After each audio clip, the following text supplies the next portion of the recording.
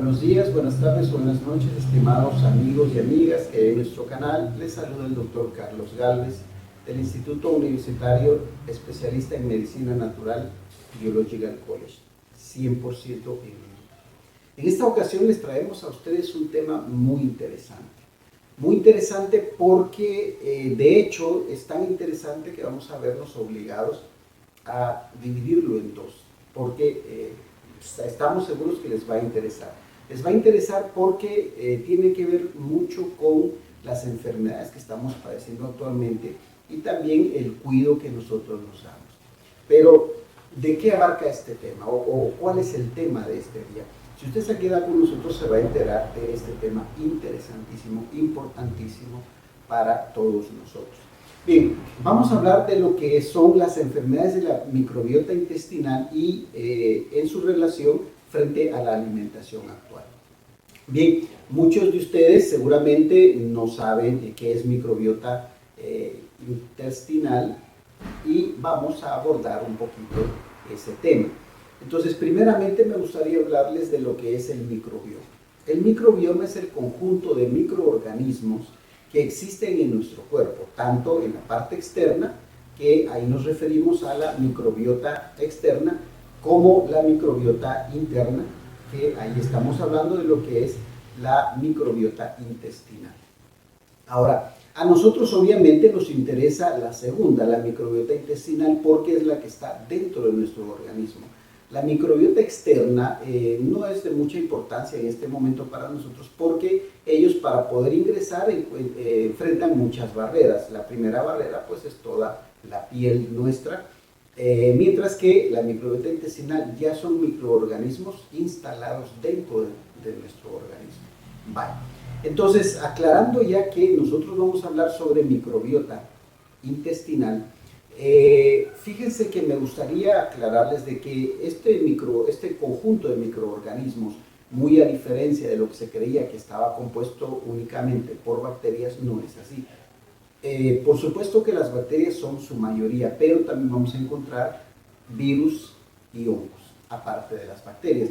Entonces eso, digamos, crea una comunidad un poco variada, bastante variada en nuestro interior, y por consiguiente van a tener mucha influencia dentro de nuestro organismo. Imagínense ustedes, como vamos a desarrollar en este video, que estos microorganismos son responsables de complejos de vitaminas que nosotros no podemos producir, pero ellos sí la pueden producir para nosotros.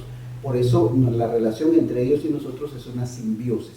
La simbiosis es una relación entre dos organismos en la cual ambos organismos se ven beneficiados. Entonces nosotros nos vemos beneficiados con ellos en cuanto a que producen vitaminas, complejos de vitaminas que nosotros no podemos producir y de hecho no los podemos incorporar a nuestro organismo si no es por ellos. Pero también son responsables de la producción de muchas hormonas, sobre todo hormonas que tienen que ver con nuestro bienestar, con nuestro sentimiento de placer, de alegría, etc.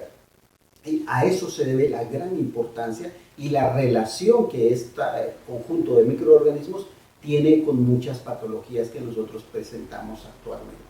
Bien, entonces podrán ustedes preguntarse la importancia, ¿por qué se hace un tema de esto? Se hace un tema de esto por el hecho de que son microorganismos que nos duplican en un 300%, nos triplican, mejor dicho, en un 300% la cantidad de células que nosotros poseemos. Imagínense ustedes que nosotros, absolutamente todo nuestro bioma, toda nuestra estructura, nuestra biomasa, nuestro cuerpo en general, tanto externo como interno, está conformado alrededor de 30 billones de células. Eso es lo que compone cada ser humano, 30 billones de células. Pero imagínense la gran diferencia. Estos microorganismos, en su conjunto, conforman o están formados por 100 billones de células. Eso prácticamente nos triplica el contenido celular y de ahí viene su importancia. Digamos en un individuo de 70 kilogramos y 1,70 m, tomando como promedio eso, podemos asegurar de que esta persona tiene alrededor de esos 100 billones de microorganismos en su intestino grueso, que es donde se alojan principalmente su gran mayoría, entre un 90 y 95%, Eso corresponde a 200-250 gramos, es el peso total de esta masa de microorganismos. Más o menos el peso promedio de un mango pequeño. Ahora, pero viene otro dato interesante, estimados amigos y amigas. Por eso yo quiero que ustedes tomen esto en cuenta para que vean la importancia de mantener, digamos, de proveerles un nicho mucho mejor cada vez, y eso se logra a través de una alimentación y de una vida saludable. Entonces, ¿qué otra importancia tiene? Nosotros en nuestro organismo tenemos 23,000 genes, o sea, nuestro genoma, el total de los genes que nosotros heredamos, que contenemos, corresponden a 23,000 genes. Pero vean la gran diferencia, ¿no? Cuando nosotros estamos hablando de esta microbiota intestinal, estamos hablando de un, digamos, material genético de alrededor de 3 millones de genes. Hablando de 23,000, que es el genoma nuestro, a 3 millones de genes que contienen todos estos microorganismos juntos. Vean ahí la importancia de por qué ellos influyen tanto en nuestra vida, y eso obviamente viene desde hace millones de años. Pero bien, eso representa que el material genético nuestro está compuesto en un 99% por material genético ajeno a nosotros. ¿Y eso nos afecta? Pues obviamente no, al contrario nos beneficia. Tanto nos vemos beneficiados nosotros como este conjunto de microorganismos. Pero ustedes se preguntarán, ¿esto es reciente? ¿Este descubrimiento lo acaba de hacer la ciencia médica hace poco? Pues fíjense que no, estimados amigos y amigas. Todas nuestras culturas ya conocían la importancia de estos microorganismos en nuestro interior. Ya sabían de la existencia de ellos. Estamos hablando de los aztecas, los incas, los mayas, los egipcios, entre otras culturas, los hindúes. Pero recordemos que la cultura asiática, especialmente los chinos, tienen una característica, pues, de que han cuidado su cultura y ellos contienen mucha información histórica.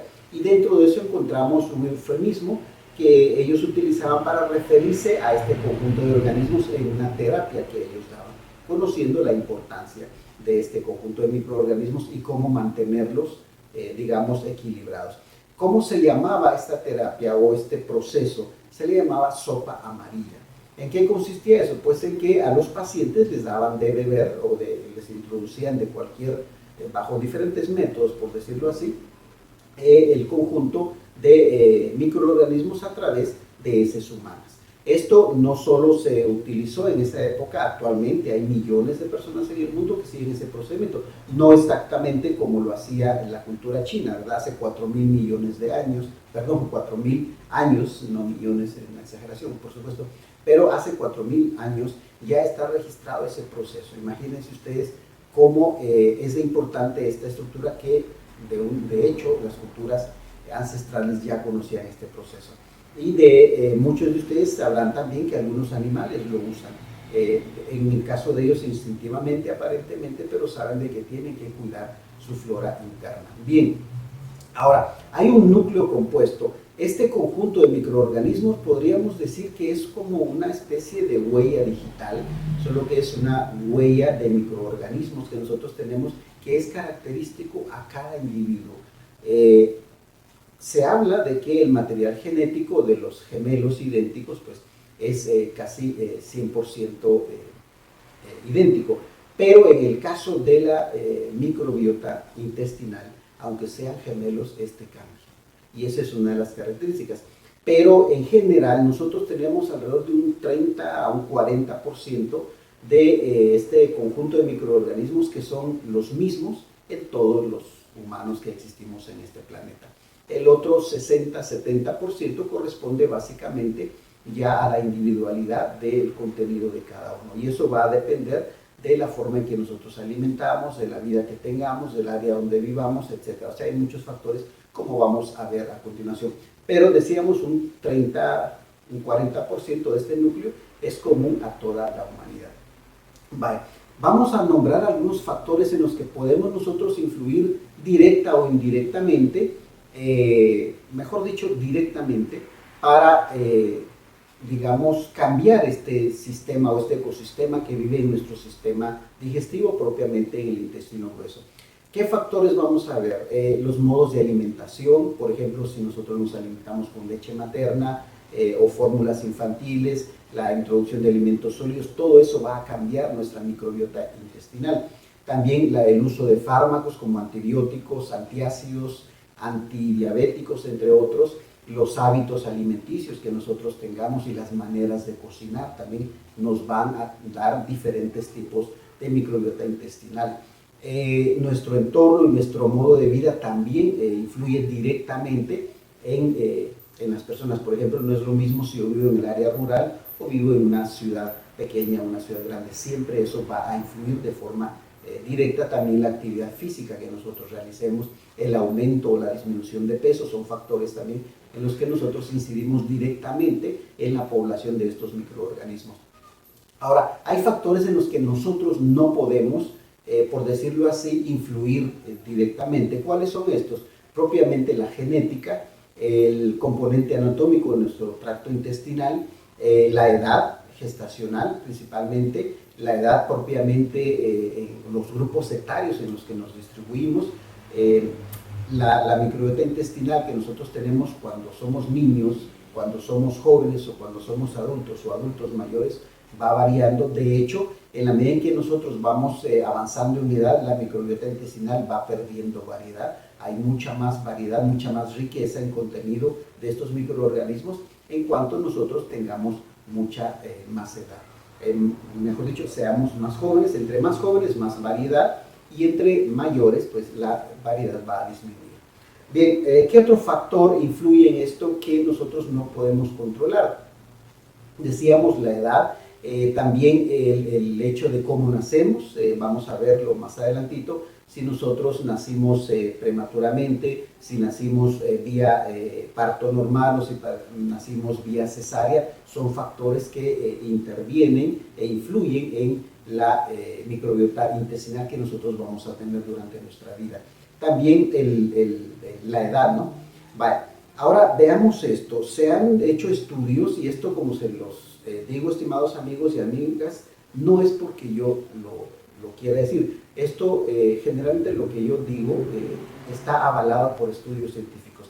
Y en este caso se ha descubierto que la mayoría de las personas que nacen con parto a través de una cesárea, o nacen a través de una cesárea, mejor dicho, son personas que tienden a desarrollar más problemas alérgicos, su sistema inmune es un poco más débil que el parto nacido normalmente. ¿Y esto a qué se debe? Como paréntesis les diré que antiguamente en la medicina se creía que nuestro sistema digestivo en la etapa de gestación, en el vientre de nuestra madre, era puro, no había ningún microorganismo, y se ha descubierto que no es así, que ya desde el nacimiento, antes de todo el proceso, ya en nuestro sistema digestivo se va a encontrar algún tipo de bacterias, y eso pues a través de nuestra madre se van a ingresar eso, y eso es beneficioso para nosotros. Pero otro proceso donde nosotros vamos a adquirir parte del microbioma de nuestra madre es en el nacimiento de parto normal. ¿Por qué? Porque a través del paso del tubo vaginal nosotros vamos a adquirir parte de la microbiota intestinal de nuestra madre y eso va a favorecer las defensas nuestras. Este es un proceso que no se da a través del parto por cesárea. Y eso, como les digo, avalado por estudios que se han hecho durante estos años. Pero tenemos algo más. En algunos hospitales, en varios países, se tiene la costumbre, conociendo este hecho, de que cuando el niño nace en parto a través de una cesárea, con una gasa, el médico agarra un poco del fluido de la madre y se lo aplica en todo el cuerpo, esto para favorecer por lo menos que se incorpore algo de la microbiota intestinal de la madre y eso le favorezca en cuanto a sus defensas. Entonces, imagínense, estimados amigos y amigas, la importancia de estos microorganismos, pero ahora vamos a introducirnos un poquito más en esto. Ellos son responsables de un conjunto de vitaminas que nosotros no somos capaces de digerir, de producir o de obtenerla de los nutrientes que nosotros mismos consumimos. Y entonces para esto están estos microorganismos.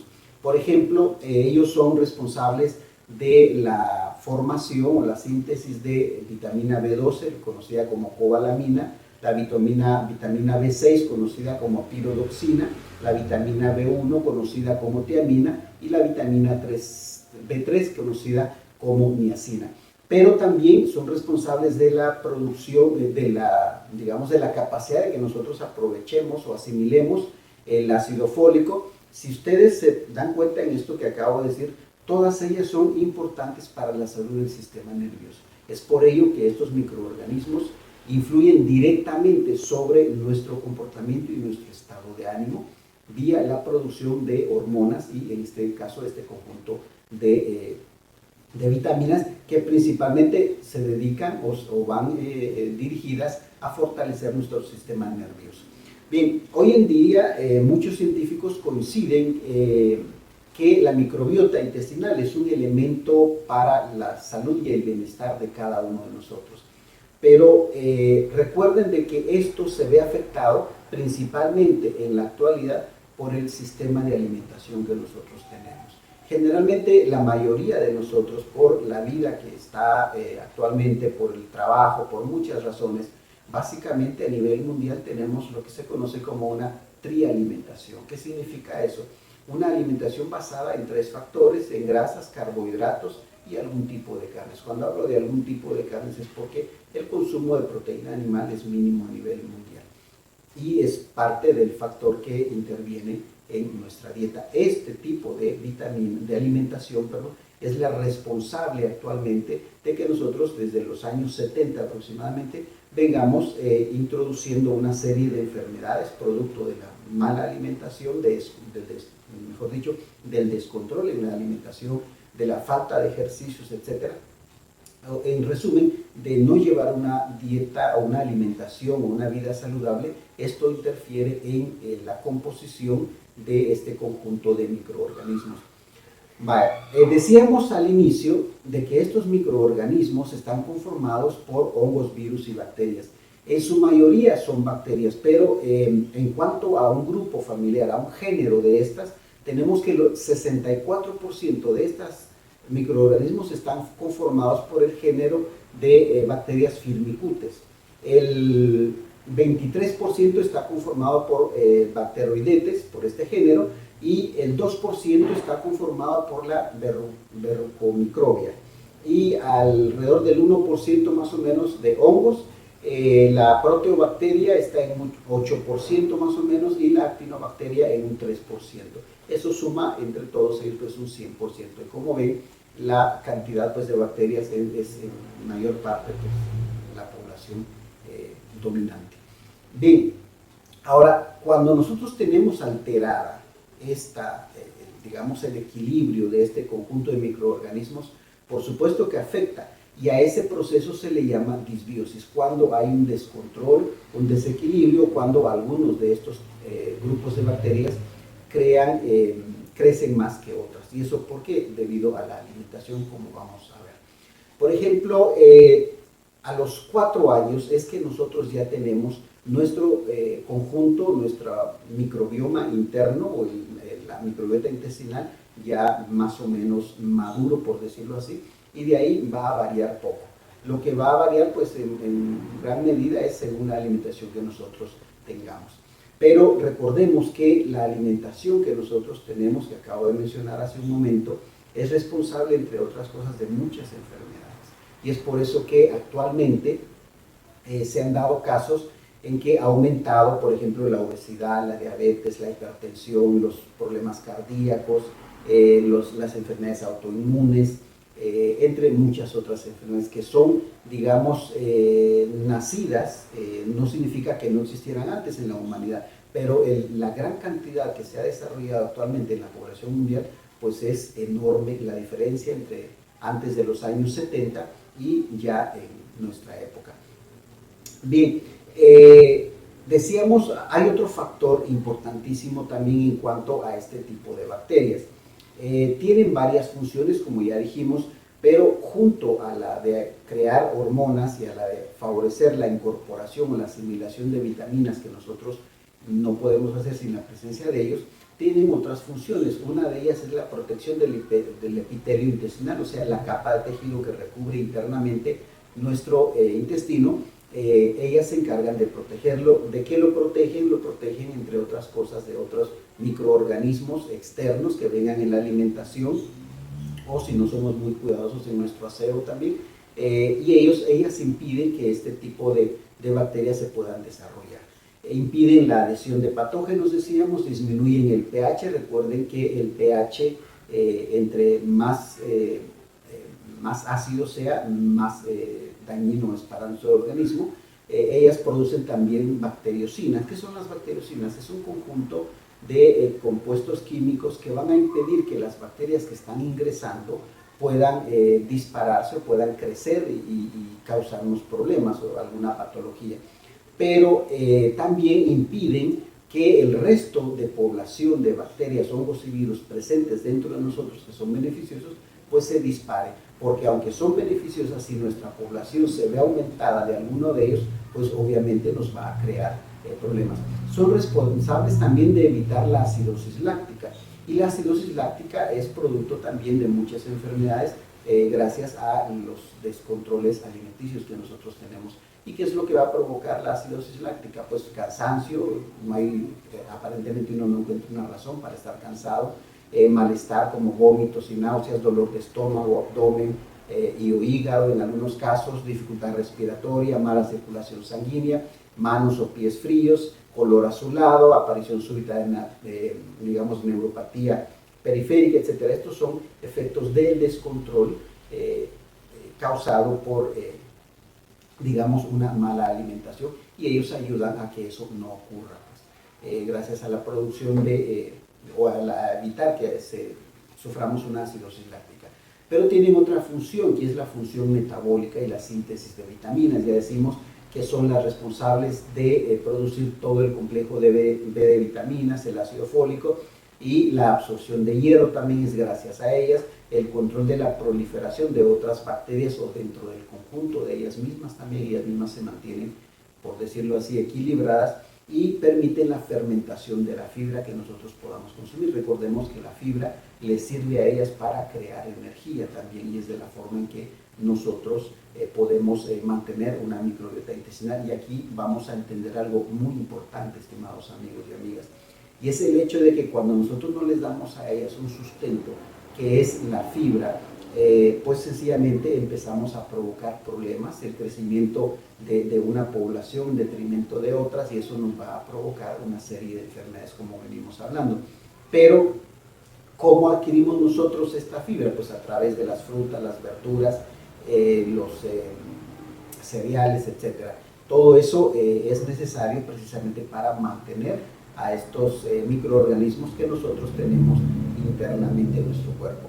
Ahora, ¿qué es lo que va a afectar aparte de la alimentación? Como decíamos, los antibióticos, las cirugías son factores que van a afectar, pero si bien es cierto que en algún momento de nuestra vida nosotros padecemos alguna infección o alguna enfermedad que necesite del uso de antibióticos, pero no es algo muy continuo ni muy común. Tampoco es muy común que nosotros padezcamos algún tipo de cirugía, pero ¿dónde sí afectamos nosotros? Es con la alimentación que tenemos actualmente. Vamos a poner un ejemplo de esto, de la importancia, estimados amigos y amigas, para nuestra salud. Hicieron un estudio con un grupo de personas vegetarianas. Ellos tenían un tipo de este conjunto de microorganismos de hace años, pero cuando ellos les incorporan una carne en su alimentación y les van agregando este proceso, esto a través de estudios, obviamente, a los 3-4 días ya la microbiota intestinal había cambiado totalmente. Y lo más importante de esto, estimados amigos y amigas, es que cuando regresaron estas personas a su vida anterior, o sea, a una alimentación vegetariana, su microbiota intestinal ya no fue la misma, o sea, no se volvió a recuperar. Y esa es la importancia de nosotros cuidar más de nuestra microbiota intestinal, porque de hecho representa, como decíamos al inicio, un 300% más de lo que contenido genético y contenido de células que nosotros mismos también. Entonces, por eso la importancia de mantener una alimentación saludable. Y de modo que, ¿qué factor se veía en este caso cuando se incorporó la carne a las personas vegetarianas? El factor más importante es de que empezaron a crecer las bacterias que son más resistentes al aumento de ácidos en el estómago. ¿Por qué? Porque para procesar la carne se necesita una mayor cantidad de ácidos estomacales, y eso cambia y eso favorece el crecimiento de un tipo de bacterias también. Esto es lo que va a dar lugar a ya descontrol en nuestra salud. Bien, de modo que también se ha comprobado que una alimentación inadecuada puede modificar la transcripción de nuestro material genético. Vean hasta dónde nos lleva esta relación. De hecho, pues si tiene millones de años de estar existiendo en nuestro organismo, hemos creado una relación, una dependencia mutua, pero que en realidad los más afectados somos nosotros. Bien, la microbiota estructuralmente recubre el epitelio intersticial, o sea, la pared que recubre todo nuestro intestino, modifica la producción de cientos de hormonas. La microbiota intestinal del epitelio es diferente a la que vive en la mucosa. De hecho, la mayor cantidad de microbiota intestinal va a estar a nivel del epitelio, o sea, la capa de células que recubre el interior de nuestros intestinos, y en la, digamos, en lo que es la mucosa va a haber una menor cantidad. Recordemos, siempre que nosotros tengamos patologías digestivas, vamos a tener una disbiosis. Entonces, estimados amigos y amigas, vamos a terminar con esta primera parte en este video porque se nos ha hecho demasiado largo y no queremos también aburrirlos. Pero estén pendientes de la segunda parte que nosotros vamos a grabar, porque vienen datos mucho más interesantes, estimados amigos y amigas, cómo podemos nosotros mejorar digamos, este control, este crecimiento de nuestro material, digamos, de bacterias, hongos y virus que habitan dentro de nuestro organismo y que son beneficiosos para nosotros. Ha sido un placer, estimados amigos. Si les gusta nuestro video, pues no duden en ahí abajito darle like, compartan en sus redes sociales y recuerden suscribirse a nuestro canal precisamente para que vean la segunda parte.